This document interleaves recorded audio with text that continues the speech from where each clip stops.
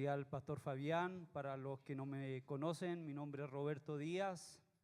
Soy el nuevo capellán del liceo y también parte de esta hermosa comunidad. Soy pastor hace más de tantos años, son bastantes años, más de 20 años, más de 30 creo, sí. Entonces, bueno, es un placer para mí y un desafío también poder compartir con ustedes un mensaje precisamente en este día, el primer domingo del año. Y para nosotros que somos una familia chileno-colombiana, siempre resulta muy particular algunas tradiciones que se realizan en cada país. Recién hablaba con mi hermano, no lo veo por ahí, de Cuba, que me contaba un poquito cómo es que se celebra en Cuba el Año Nuevo, la bienvenida al Año Nuevo.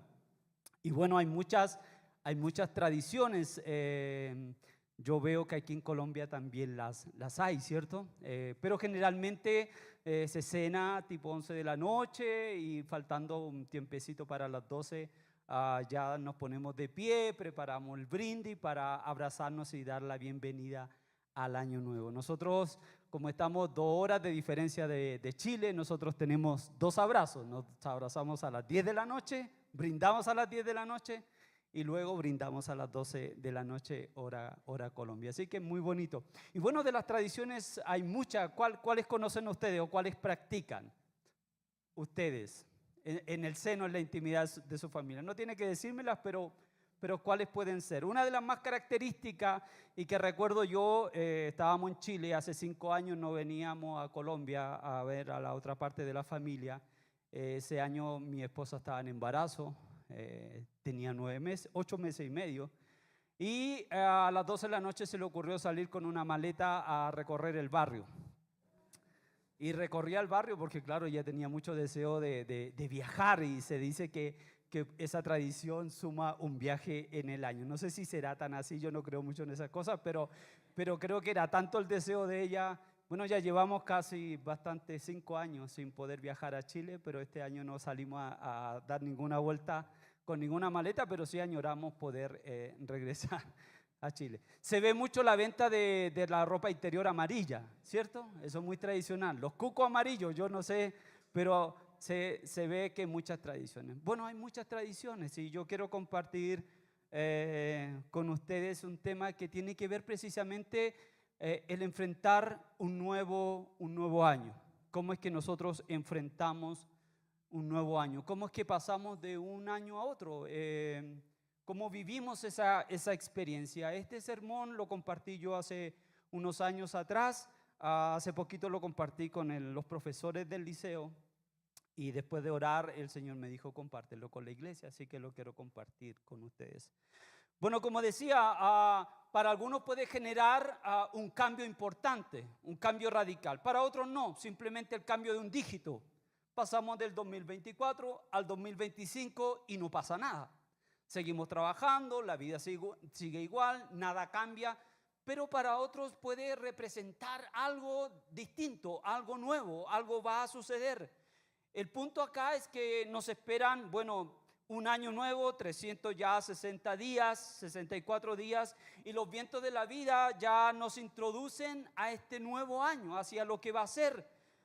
Y precisamente quiero que miremos el libro de Josué en el capítulo 1, versículo 1 al 6, que nos va a introducir y nos va a permitir juntos estudiar y ver cuál fue la experiencia de este pueblo de Israel que está a punto de pasar al otro lado. Y por eso que he llamado a esta enseñanza o este sermón, crucemos al otro lado. Así que yo le quiero invitar a que abra su Biblia y podamos leer juntos el capítulo 1 de Josué en el versículo 1 al 6. Vamos a leer solo los primeros 6 versículos porque el capítulo 3 tiene una especie de capítulo en triada.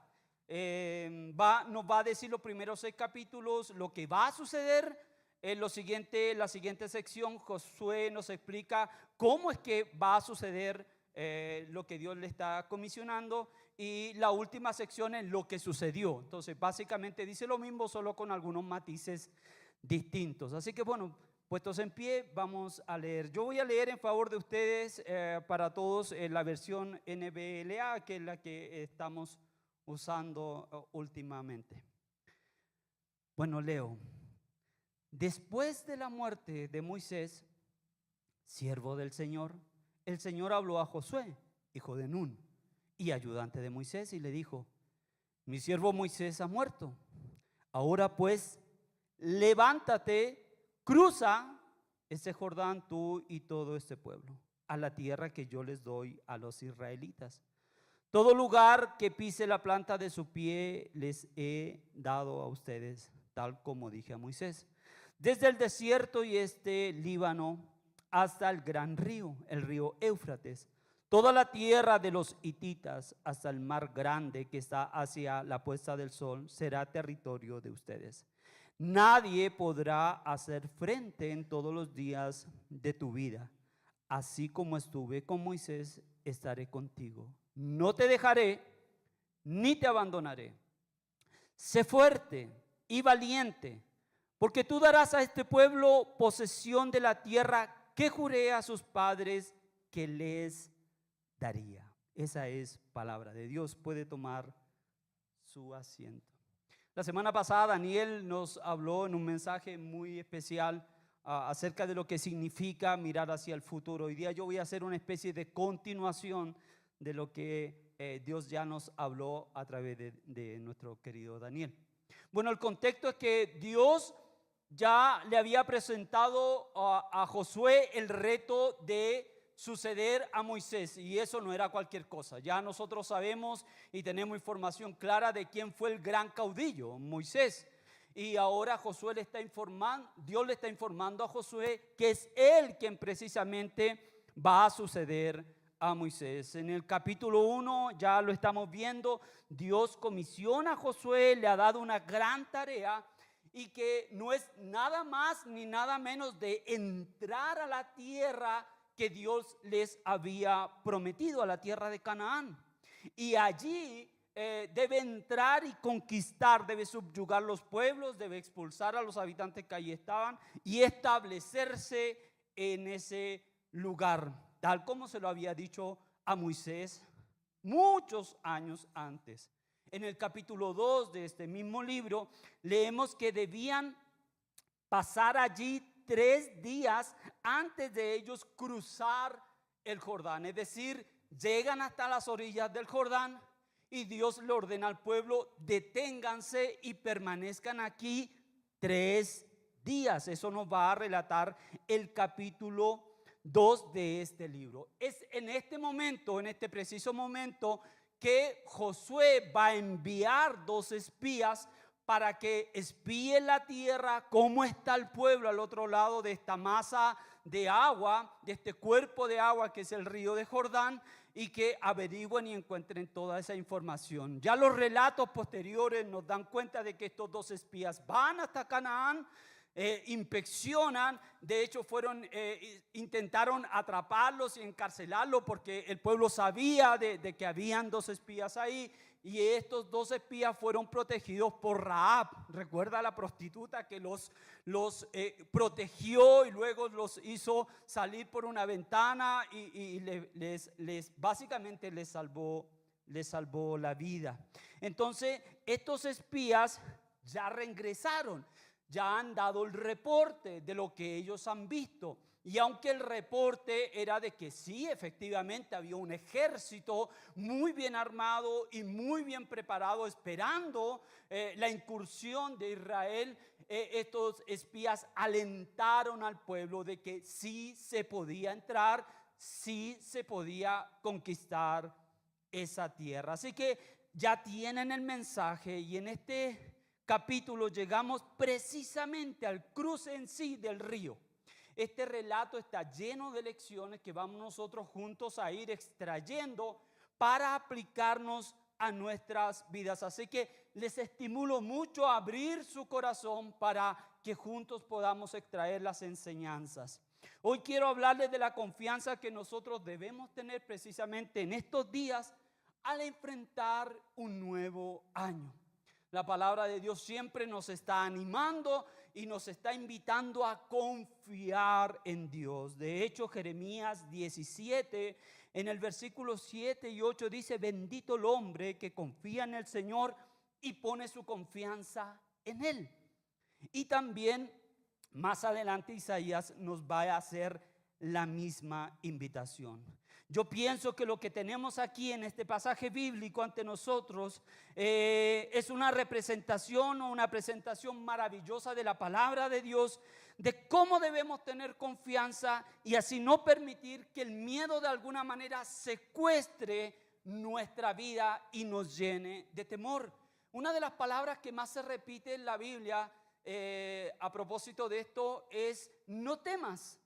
Dice que 365 veces aparece en nuestra Biblia la palabra no temas, es decir, un no temas para cada día. Y eso es lo que quiere Dios, que nosotros no temamos y que podamos confiar plenamente en Dios.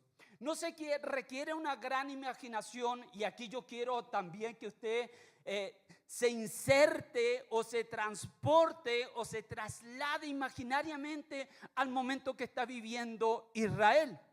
Israel ha pasado por el desierto, ya vamos a ver algunos detalles de ello, y está a las puertas de consumar todo por lo que Dios los sacó a ellos de Egipto, si hacemos memoria hacia atrás. Así que es un momento clave. Los oficiales israelitas, los sacerdotes y los levitas tienen la misión de animar al pueblo, de alentar al pueblo, de que cobren aliento, de que tengan confianza, que lo que va a suceder va a ser algo glorioso.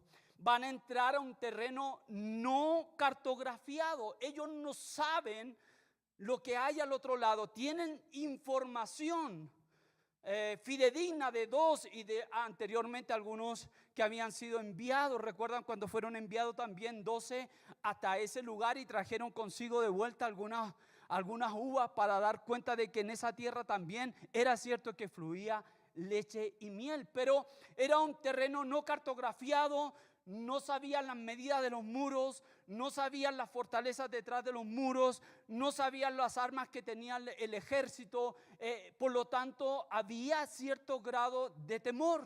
Por eso que era un momento crucial. En la última frase del versículo 4 que acabamos de leer, si usted lo lee conmigo, dice que desde el desierto y el Líbano hasta el gran río, el río Éufrates, toda la tierra, los hititas hasta el más grande que está hacia la puesta del sol, será territorio de ustedes. Es decir, todo lo que ellos podían abarcar al entrar, al ingresar, al incursionar allá, les iba a pertenecer.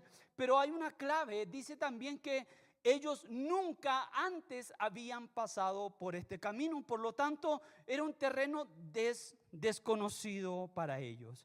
Josué y su pueblo están a punto de experimentar esto.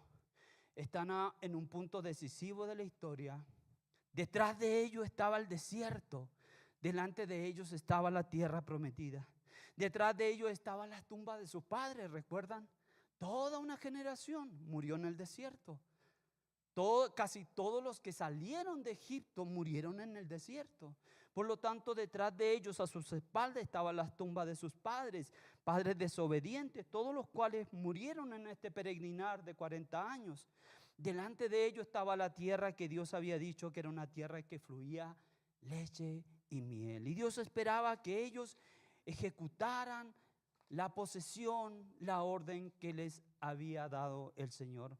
En estos momentos finales de su recorrido por el desierto, hallándose en la orilla del río Jordán, antes de que se les ordenara atravesar el río. Un dato no menor, el río Jordán en sí mismo no representaba un gran obstáculo. No era como el Mar Rojo. Era un cuerpo de agua, pero no representaba un desafío muy grande cruzarlo, salvo por un detalle. Dios permitió que el pueblo llegara en ese momento, a ese instante donde era el tiempo de la cosecha y la siega. Y en esa época las aguas bajaban desde las montañas y desbordaban el río.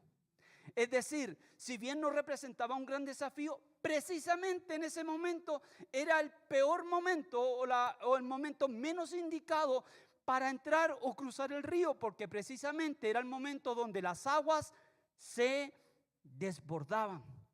Así que en realidad ellos entendían de que Dios los había llevado precisamente porque no iban a cruzar salvo hubiera una intervención divina. Salvo por la mano de Dios, no iban a poder cruzar el río en ese momento. Los israelitas sabían en su mente que Dios les había dado una orden: pasar al otro lado. Pero no sabían los medios humanos, no sabían cómo iba a ocurrir. No habían puentes, no habían barcos, no había manera de cruzar, salvo que Dios hiciera algo milagroso en ese momento. En esencia, Dios le estaba diciendo al pueblo: el pasado de ustedes ya ha acabado. La vida de errantes ha terminado. Los recorridos por el desierto han llegado a su fin. Hay algo completamente nuevo para ustedes, que está no aquí, sino que está al otro lado. Ya habían oído, como les decía, de sus padres, que es una tierra de gigantes, que es tierra fortificada, que los pueblos militares estaban armados con carros de hierro, de lo cual ellos no conocían. Pero tenían una orden: levántense y pasen al otro lado. Yo trato de imaginarme, y usted trate de imaginarse conmigo, cómo estaría este pueblo en este momento, en este instante. Y al imaginarlo me pregunto: ¿usted se ha visto alguna vez o se ha hallado alguna vez a la orilla de su propio río Jordán? ¿No es difícil para nosotros reflexionar en algún momento cuando nos alistamos, o la noche del 31 nos alistábamos para pasar a un nuevo año? Y probablemente este cambio de un año a otro nos paró frente a lo que podría ser nuestro propio Jordán. Algo nuevo va a ocurrir. Si algo nosotros podemos hacer en la vida es prepararnos, planificar, ¿cierto? Proyectar. De hecho, nos podemos preparar para muchas cosas, mas nunca nos preparamos para las cosas que no esperamos que sucedan. Entonces no lo sabemos. Y probablemente tú hoy, a 6 días de este nuevo año, estás preparado frente a tu propio Jordán. No sabes lo que va a pasar. Tienes planes, tienes proyectos, pero no sabes si esos proyectos o esos planes se van a cumplir. Hoy día tu Jordán puede ser un cambio de profesión. Estás pasándote de una profesión a otra, o un cambio de trabajo. Estás pasando de un trabajo de 15, de 20 años a un nuevo trabajo. Probablemente estás a las puertas de mudarte de ciudad. Te han propuesto un trabajo nuevo y implica cambio de ciudad o cambio de país. Yo alguna vez estuve parado frente a mi Jordán cuando tomamos la decisión de venirnos desde Chile a Colombia. Y era nuestro Jordán. No sabíamos qué iba a pasar. Estábamos llenos de temores, llenos de miedos. Y probablemente usted está así hoy día. Quizás usted hasta hoy ha vivido libremente la soltería, pero el 2025 lo llevará a un cambio. Quizás ya está a las puertas de contraer matrimonio, de formar una familia, que implica nuevos cambios y a veces temores. Jóvenes que han salido de su educación preescolar o básica, bachillerato, y van a la universidad, y eso es un cambio grande, y puede ser tu propio Jordán. No sabes lo que te vas a encontrar allá, no sabes con los nuevos desafíos, los nuevos retos, las nuevas tentaciones, las nuevas luchas.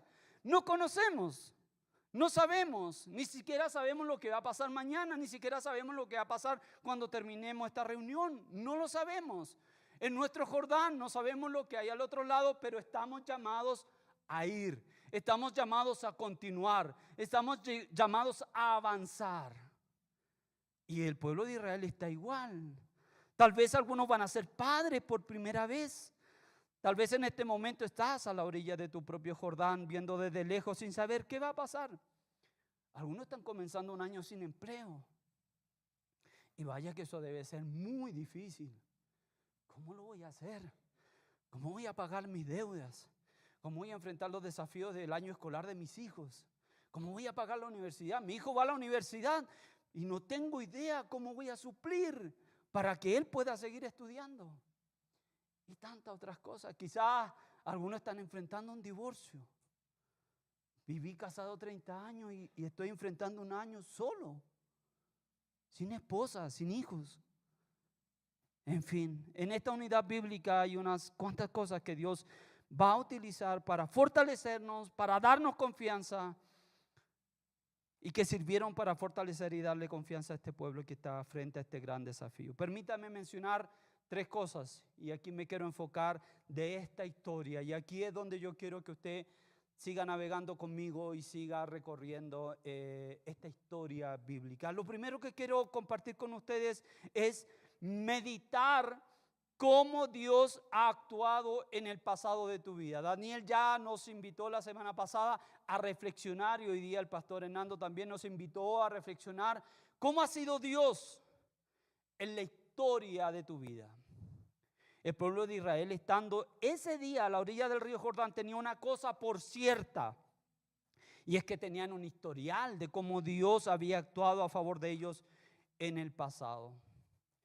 De nuevo, no sabían lo que había hacia adelante, pero sí sabían lo que había ocurrido hacia atrás. ¿Me entiende la idea?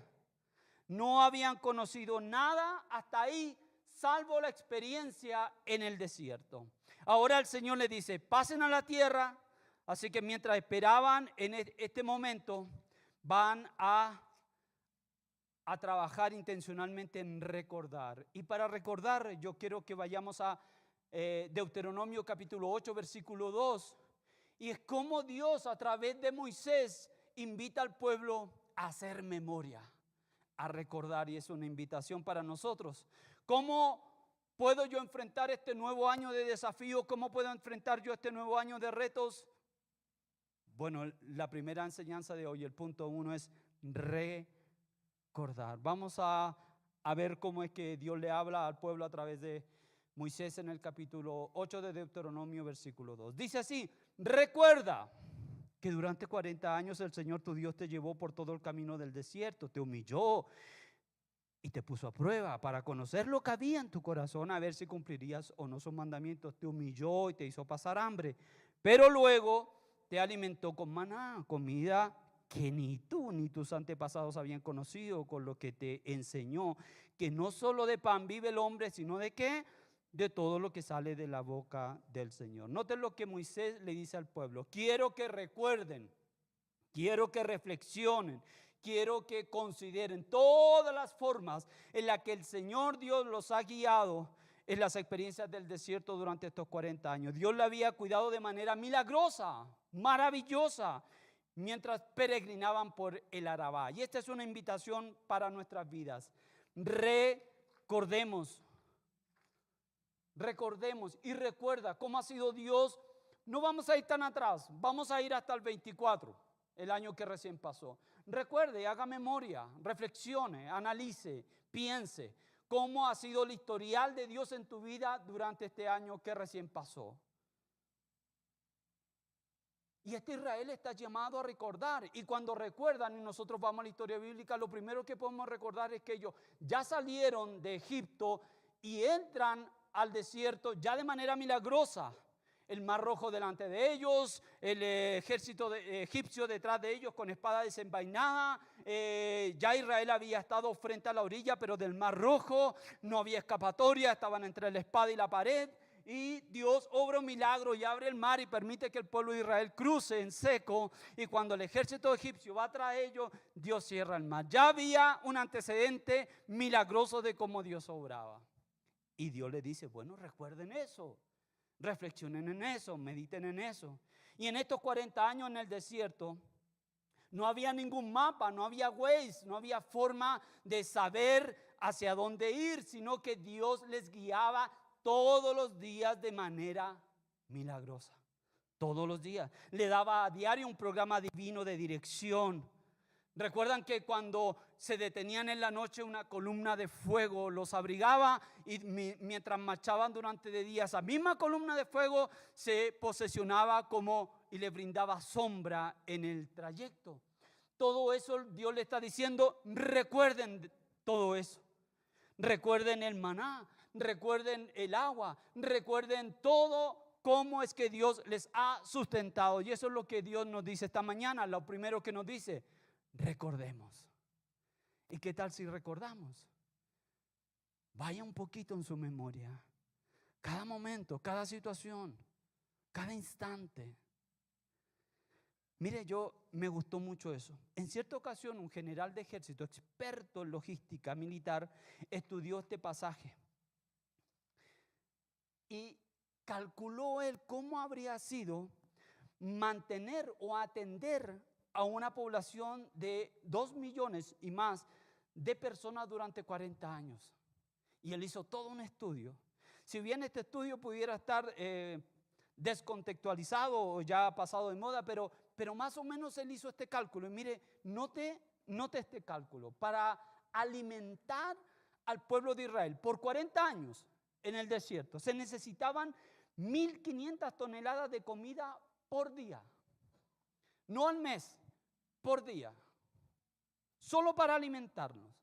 Se calcula que el costo de la alimentación del pueblo de Israel era más o menos de 8 millones de dólares al día.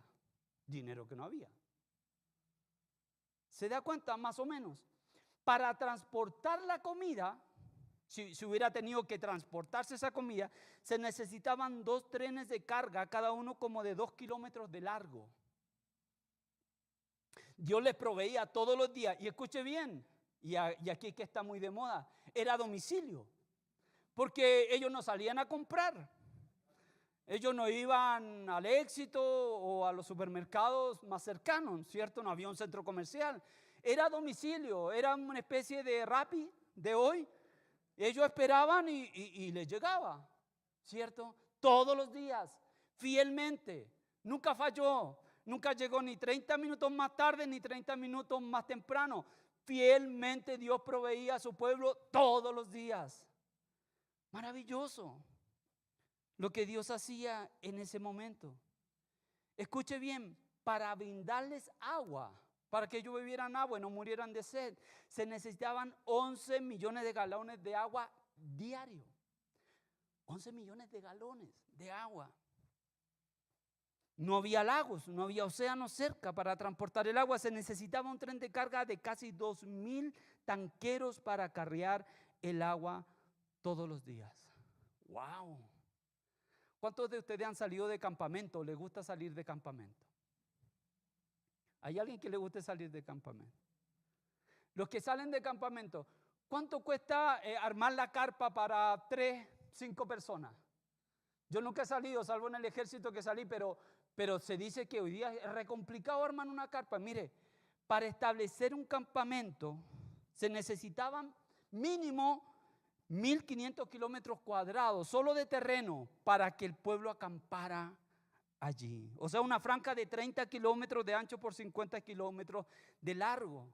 ¿Sabes lo que significaría que el pueblo de Israel de 2 millones de personas levantara campamento cada cierto tiempo? Eso no era una tarea fácil. Y un dato no menor.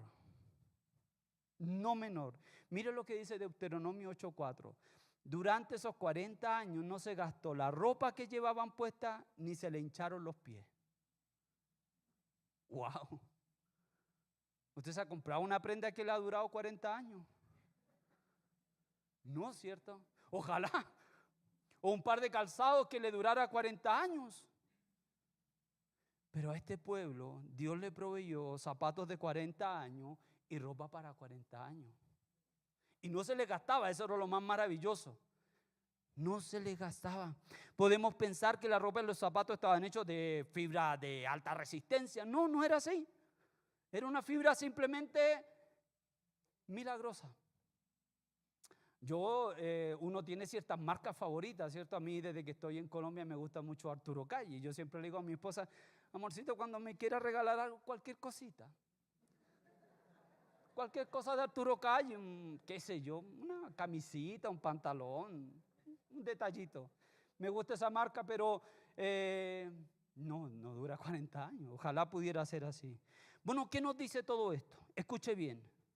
Cuando no hubo pan, Dios hizo llover pan del cielo. Cuando no había agua, Dios usó una roca de pedernal para proveerla. Cuando no había guía, Dios puso una nube y una columna de fuego por las noches. Cuando no hubo ropa, Dios hizo ropa milagrosa que no se gastara. Si el pueblo de Israel estaba a la orilla del río Jordán, desbordado, y tenía temor en sus corazones, detrás de ellos estaba toda la experiencia pasada de la provisión. Delante de ellos estaba todo lo desconocido, pero en su mente y en su corazón estaba lo que sí conocían. Yo esto se lo digo a mi vida, se lo repito a mi corazón y lo quiero compartir con usted. Si hay algo que nadie nos puede quitar en la vida, si hay algo que nadie nos puede arrebatar en la vida, es la historia de Dios en tu vida. Cómo ha Él venido escribiendo la historia en tu vida. Cómo Él te ha sustentado, cómo Él te ha provisto, cómo Él te ha vestido, cómo Él no ha permitido que a tu mesa falte el pan ni el alimento. Cómo Él ha permitido fielmente que tú recibas toda la provisión diaria para tu vida. Él ha provisto de su gracia, de su espíritu, de la fuerza, de la valentía que necesitamos para seguir en este caminar. Y eso nadie se lo va a quitar. Eso nadie se lo contó. Hay mucha gente que vive montados en caballos ajenos. Vive contando las experiencias de otros. Dios nos llama a contar nuestra propia experiencia, la historia de Dios en tu vida. No sabemos cómo se viene el 25, pero sí sabemos algo. Filipenses 4:19. Mi Dios les proveerá de todo lo que necesiten, conforme a las gloriosas riquezas que tiene en Cristo Jesús. ¿Usted lo cree?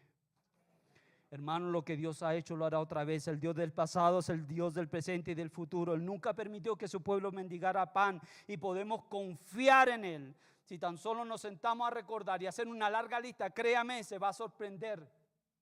Se va a sorprender de lo mucho que va a escribir.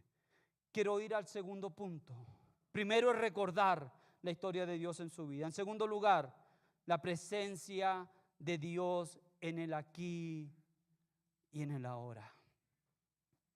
Cuando caminamos a un nuevo año, no podemos perder de vista que Dios está presente con nosotros. Y para Israel era importante que ellos supieran que Dios sí estaba con ellos. Leamos Josué 3, versículo 3 al 4, que dice así, con la siguiente orden: cuando vean el arca del pacto del Señor su Dios y los sacerdotes levitas que la llevan, abandonen sus puestos y pónganse en marcha detrás de ella. Así sabrán por dónde ir, pues nunca antes han pasado por ese camino. Deberán, sin embargo, mantener como 1 kilómetro de distancia entre ustedes y el arca. No se acerquen a ella. Al pueblo de Dios se le ordenó que siguiera el arca del pacto del Señor su Dios. Si leemos esta sección, se repite en el capítulo 3 y el capítulo 4, 15 veces hace alusión al arca del pacto. Yo pregunto, ¿ustedes saben qué representa el arca del pacto? Bíblicamente. Dígalo fuerte. La presencia de Dios. Para el pueblo de Israel, el arca representaba la presencia de Dios. Por eso que para Dios era importante que el pueblo entendiera que Dios estaba en medio de ellos. Y para Dios era importante que el arca del pacto, es decir, la presencia de Dios, estuviera delante de ellos de tal manera que todo el pueblo la pudiera observar, todo el pueblo la pudiera ver. Que al caminar todo el pueblo, estos más de 2 millones de personas, pudieran ver y visualizar el arca del pacto y así entender que Dios iba delante de ellos, que ellos no iban solos, que ellos no iban caminando solos. El arca del pacto representa esa presencia de Dios en medio de su pueblo. En Éxodo 33:14, Dios le prometió a Moisés: mi presencia irá contigo. Y Dios quería que el pueblo ahora entendiera, comprendiera y confiara que Dios sí estaba con ellos. Y sí iba con ellos. La distancia que Dios ordenó era precisamente para que aún el que estaba más atrás en la fila pudiera ver el arca. Algunos estudiosos han interpretado otras cosas respecto de esta distancia que Dios ordenó, pero se entiende a la luz de la Escritura que el propósito de Dios era que nadie perdiera de vista el arca. Porque si los que estaban muy adelante se iban muy acerca del arca, lo más probable es que los de atrás no lo ven, ¿cierto? Entonces les dijo, pónganse unos kilómetros detrás del arca, sepárense un codo cada uno para que todos puedan ver el arca. Hermanos queridos, Dios quería y sigue queriendo que nosotros creamos que la presencia de Dios está en medio nuestro. Dios le está hablando a Josué, Josué le está hablando al pueblo y el pueblo tenía que creer lo que Josué les estaba diciendo. Y una forma de creer es que el arca, es decir, la presencia de Dios estaba con ellos. Y hoy día, queridos hermanos, nuestra arca del pacto es Jesús, nuestro Señor, el Emmanuel, Dios con nosotros. Él no es solo el representante de Dios para con nuestra vida, Él es Dios mismo en nuestras vidas. Mateo 28:20, ¿qué dice? Les aseguro que estaré con ustedes ¿cuándo? Siempre, hasta el fin del mundo. Y créame, si algo yo puedo hacer es recordar el historial de Dios en mi vida, todo lo que Dios ha hecho, y debo creer que Dios hoy día está conmigo. Y usted debe creer que Dios hoy día está con usted. Dios está con nosotros. Su presencia está aquí. No tengo que sentirla. Si Él lo dijo, yo lo creo. No tiene que pasar algo sobrenatural. No tiene que pasar algo fuera de lo normal. No tiene que venir un ángel del cielo a decirme Dios está contigo. Si Dios dijo en su palabra que Él está conmigo, yo simplemente lo creo. Yo lo creo. Y fíjese que era tan importante para Dios que los ojos de cada uno del pueblo pudieran ver el arca. Es porque nosotros necesitamos que nuestros ojos se fijen en Dios. Que nuestros ojos estén atentos a Dios. Este año que viene, nuestra mirada esté atenta a Él, al consumador, del autor de la fe, y autor de la fe. Que nuestra mirada esté atenta a Él, que las circunstancias, que los problemas, que las dificultades no nos desvíen de mirarlo a Él. Que no nos pase como a Pedro. Recuerda la historia de Pedro cuando Jesús lo llama a venir al arca. Mientras él puso su mirada fija en Jesús, todo era posible, pero quitó un momento la mirada, ya comenzó a ver las olas, el viento, el mar y la tormenta. ¿Y qué pasó? Se hundió. Entonces Dios quiere que nosotros tengamos nuestra mirada atenta en el Señor, pase lo que pase, sea que se trate de una nueva carrera, sea que vayas a un terreno desconocido, sea una nueva oportunidad de servicio, aquí mismo en la iglesia, algún reto en tu vida. No quites la mirada de Dios. Él está contigo, Él está ahí en tu corazón. Su Espíritu Santo habita en ti, ha hecho de ti templo, morada. No tienes que buscarlo afuera, búscalo ahí. Está ahí, está en ti, mora en ti. Entonces lo primero que debemos hacer es repasar lo que Dios ha hecho con nosotros. Y lo segundo, creer que Dios está con nosotros y fijar nuestra mirada en Él. Puestos los ojos en Jesús, dice Hebreos 12, autor y consumador de nuestra fe. Si tu mirada está puesta en Él, no temerás el avanzar, no temerás el caminar. Y en tercer lugar, y con esto voy culminando, es creer en las promesas que Dios nos da para el futuro eterno, para el cual hemos sido preparados. 3 cosas: recordar, creer, confiar en las promesas de Dios para el futuro en nuestras vidas.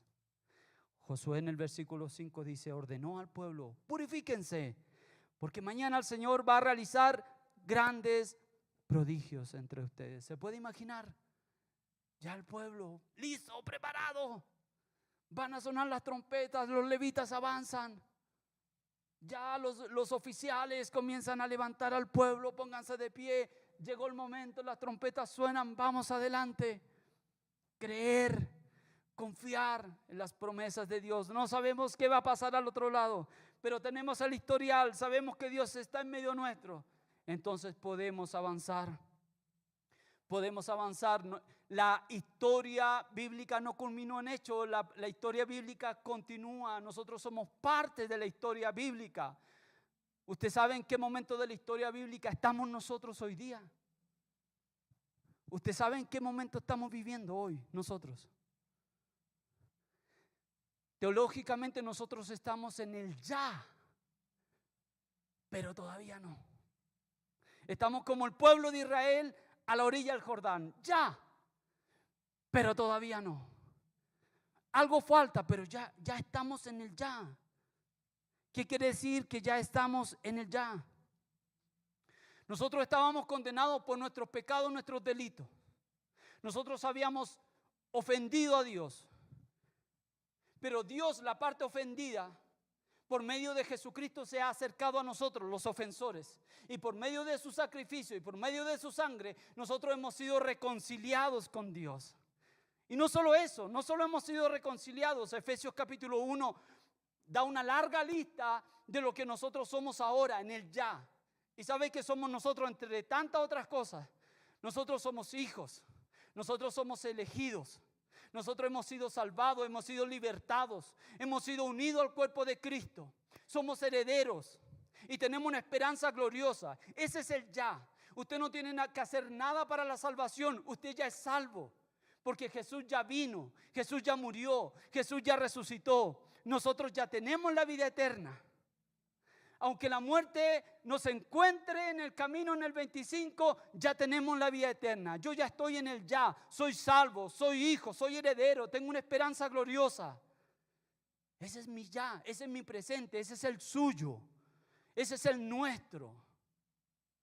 Pero todavía no. ¿Por qué todavía no? Porque falta la consumación de todas las cosas. Cuando Cristo venga por nosotros, por la iglesia. Cuando llegue ese día glorioso en que todo ojo le verá, toda rodilla se doblará y toda lengua confesará que Jesús es el Señor. Ese día está por venir, no ha llegado. Pero para nosotros, los hijos de Dios, ya estamos en el ya. Usted no tiene que correr por su salvación. Usted no vino a la iglesia para ser salvo, usted vino a la iglesia porque ya es salvo. Hace poquito vivimos un bautizo. Yo no me bautizo para ser salvo, yo no me bautizo para creer en Dios. Yo me bautizo porque ya creo en Dios y porque ya soy salvo y doy testimonio de fe pública de que Jesús es mi Señor. Y eso es lo que nosotros estamos viviendo. Estas son las verdades del Evangelio. Estas son las verdades que nos deben alentar, que nos deben animar. Y aunque tengamos el Jordán delante de nosotros, aunque tengamos el cuerpo de agua, aunque tengamos los muros de Jericó delante de nosotros, podemos caminar confiadamente mediante la fe, mediante el arrepentimiento, mediante la santidad progresiva. Que lo logro a través de su palabra, a través de la oración, a través de la comunión en la iglesia local, a través de todo esto. No le da alegría a usted a su corazón, no le da gozo, no le da esperanza. No sé lo que va a pasar allá, no sé lo que va a ocurrir allá, pero algo sí sé. Tengo una historia de vida con Dios. Él está presente porque Él lo ha prometido. Y las promesas del Evangelio son para mí y las hago mía y las hago vida. Son las 3 cosas que quiero que usted guarde hoy en su corazón.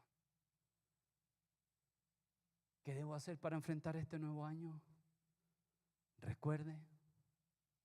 ¿Qué más? Crea en la presencia de Dios y confíe en las promesas del Evangelio para un futuro eterno. Queridos, puede que ninguno de nuestros proyectos se haga realidad. Puede que todos los planes se los lleve el viento. Puede que sí, pero algo tú tienes seguro en tu vida. Pase lo que pase, ocurra lo que ocurra, tu vida está asegurada por un futuro eterno.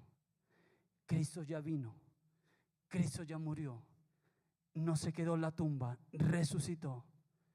Él sigue siendo Dios, Él sigue siendo Rey, sigue la corona en su cabeza, el cetro en su mano. Él es Dios, Él reina, Él gobierna y Él está aquí en medio nuestro y su presencia está con nosotros. ¿Cuántos dicen amén a eso? Amén. Ya, ahora sí que terminó. ¿Sabe lo que ocurrió? Y está la diferencia entre oír y creer. El pueblo se levantó.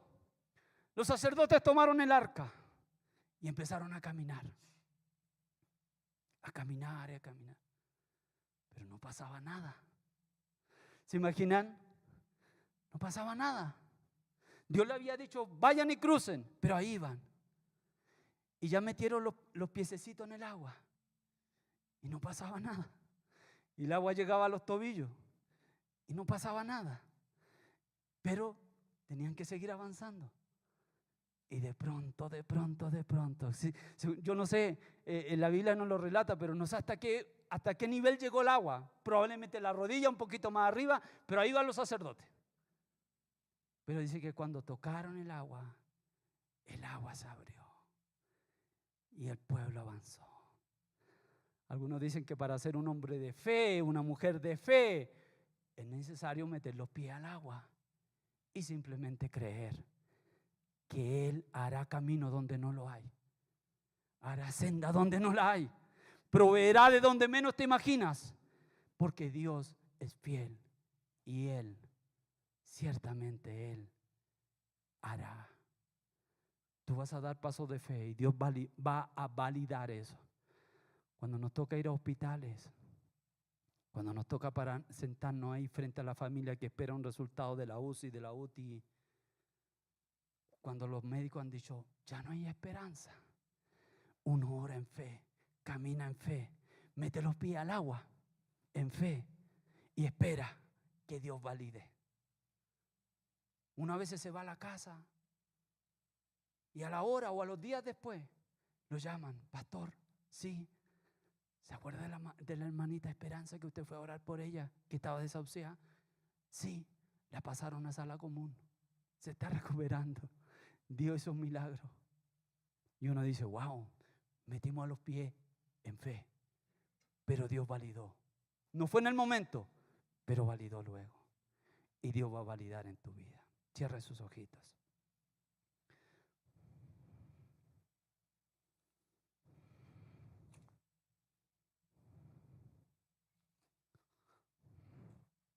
Señor, gracias por ayudarnos a reflexionar en esto. Israel tenía un pasado, un presente y tenían los anuncios de un futuro, algo que iba a ocurrir. Nosotros hoy tenemos el pasado, el presente consumado por Jesucristo y tenemos las verdades de un futuro eterno. Es verdad, Señor, nosotros no sabemos qué va a pasar en este nuevo año. No sabemos si los proyectos se cumplirán, no sabemos si nuestros planes se concretarán. No sabemos si perderemos o ganaremos a algo o a alguien en este año.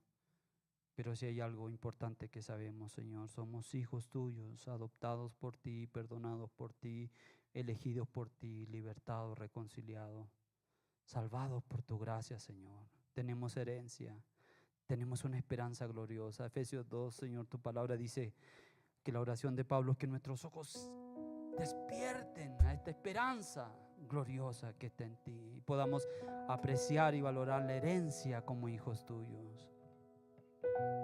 Tu palabra hoy le decía al pueblo, prepárense que Dios hará algo grande. Y yo creo que Dios hará algo grande este año. No sabemos. Pero prepárate, iglesia, el encuentro. Yo no soy profeta, Señor, pero voy a meter los pies al agua, Dios. Prepárate, Fabián, prepárate, Juve. Prepárate, Hernando, prepárate, Daniel. Prepárense los pastores de esta iglesia.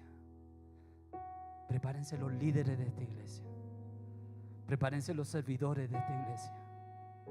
Prepárense los jóvenes de esta iglesia. Dios hará algo grande. Dios hará algo grande. No sé qué, pero Dios hará algo grande. Preparémonos todos los días. Santifiquémonos. Busquémosle en oración, en ayuno. Devorémonos su palabra. Conquistemos lo que no hemos conquistado por fe. Vayamos, llevemos el mensaje de salvación. Preparémonos. Dios hará algo grande. Señor, gracias por la historia. Gracias por tu promesa de tu presencia en medio nuestro. Y gracias porque creemos que tú vas a hacer algo. Y izamos las velas de nuestras vidas y avanzamos en fe. Y podemos decir: en el nombre de Jesús, en el nombre de Jesús de Nazaret, en el nombre del que vive y del que reina. Bienvenido año 2025. Aquí estamos. Te recibimos. Prepárate. Dios hará algo grande en tu vida. En el nombre de Jesús. Amén. Amén.